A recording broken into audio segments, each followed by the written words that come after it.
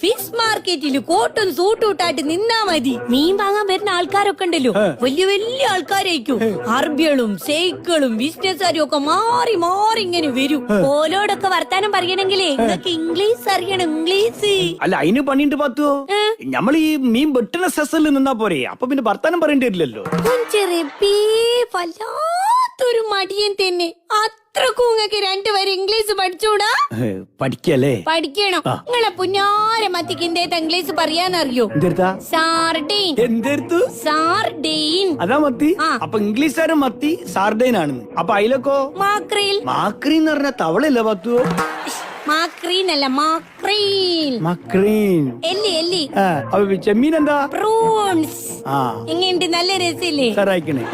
പിന്നെ മാന്തക്ക് എന്താ പറയാ? അതെന്താ അങ്ങനെ പറയണേ? തെങ്ങിന്ന് പറഞ്ഞാ നാവല്ലേ, നമ്മളെ നാവ് പോലെ എങ്ങനെ നീണ്ട് പരന്ന് കിടക്കല്ലേ മാന്ത. അതുകൊണ്ടിട്ട്